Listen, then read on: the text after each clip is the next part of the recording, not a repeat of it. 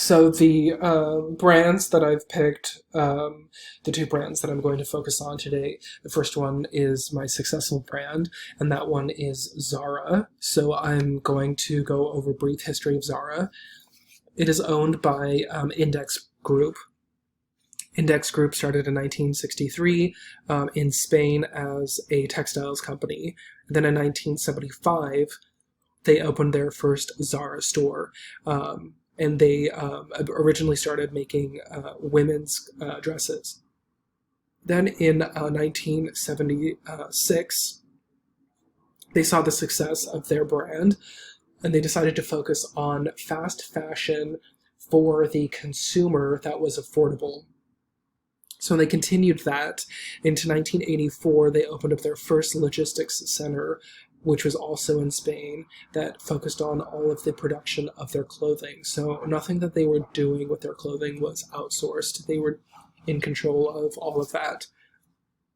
Then in 1988, they went international. They opened up their first store in Portugal. We fast forward through the 90s, continued expansion into 2003. They opened up Zara Home, which is their home decor stores. And then by 2015, they have over 7,000 different stores throughout the world.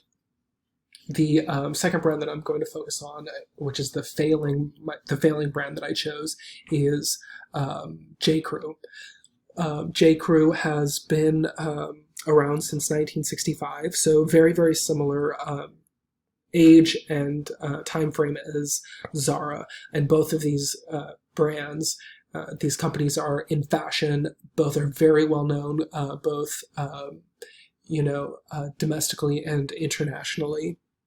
So it started in 1965 as a low-priced women's clothing company that was done and sold through in-home demonstrations. So very, very similar to, Avon or Mary Kay at the time.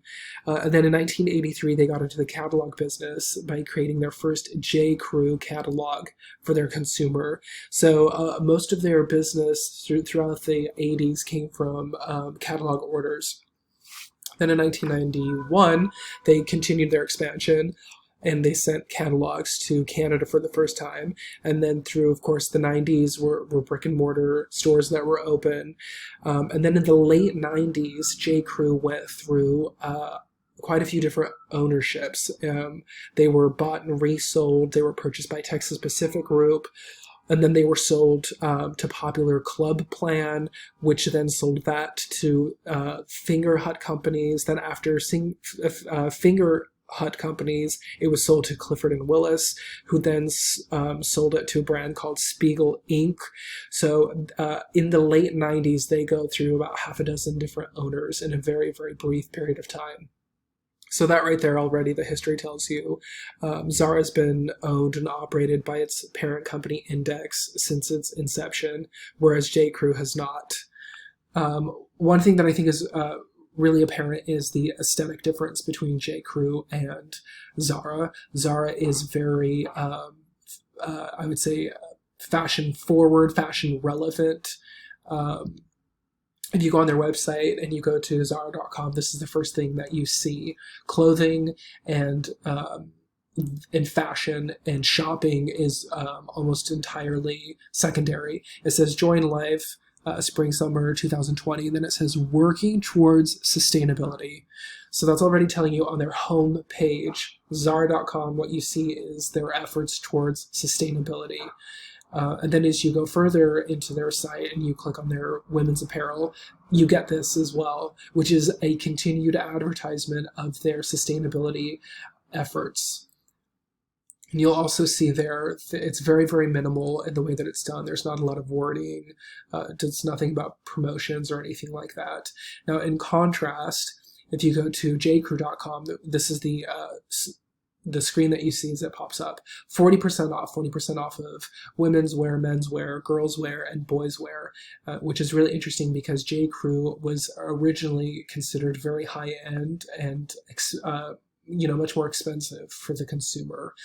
This was really, really popular, especially with Michelle Obama. She was very well known for the brand, during its heyday. So to see this now shows you already the type of decline that they're having in sales and in revenue. And then as you go further into the site, you see it says recommended for you. These are a bunch of different garments that I've never chosen. I've never shopped at their site before. Even if I had, it would be menswear. So it's very interesting that they're showing me essentially random pieces of clothing that have nothing to do with my shopping patterns. So that there shows you kind of their total lack of the customer and their customer knowledge. So what I think Zara succeeds at, and why they've been so successful, is because of their ability to create what the fashion industry now calls fast fashion. They've been doing this for years, and from the time of inception of a piece of garment to the time that it is on a sales floor ready for a customer to purchase is 5 weeks. And that is very, very quick. In the world of production, that's incredibly, incredibly quick. And so you see that in the graph on the right, that they have enjoyed continued success throughout the years, much like their competitor H&M, whereas you see somebody like Gap, their sales have been pretty stagnant. Where Zara succeeds in is exactly where J.Crew fails in, which is really interesting. They're kind of not very relevant anymore. They don't really understand their consumer, who they're marketing to. They used to be for, I think, a much more, mature, affluent woman.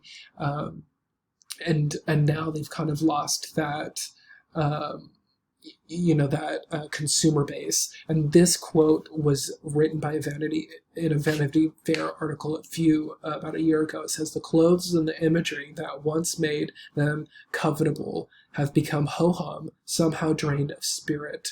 And so you see in the top left graph, for well over a decade, their growth has been completely stagnant, which is really crazy to think about. I will say, though, the bottom right graph you see as J.Crew fails, their sister store that they own and operate, Madewell, does very, very well for them, and I think is what continues to allow them to be profitable. Madewell is another one of those brands where it's geared towards the millennial. All of the fashion is very, very relevant, very, very current. It's away from that J.Crew preppy audience that maybe was popular, 10 or 20 years ago and is no longer. So I think that what J.Crew can learn from Zara is that you need to be current with fashion trends. You need to listen to the consumer. So, if consumers are more conscientious about, conserving and, their eco footprint, you've got to be able to speak to that. And so that's some areas that I think that J.Crew can learn from. And then just in terms of any type of regulating, obviously, it's required by law that, clothing has informational tags as to where it was made and with what fibers. But otherwise, fashion and clothing isn't really heavily regulated, fortunately or unfortunately, as I think it should be, especially with where the clothing is made. And then the last page that I have here is my reference page, and these are all the sites that I've used to gather my information from.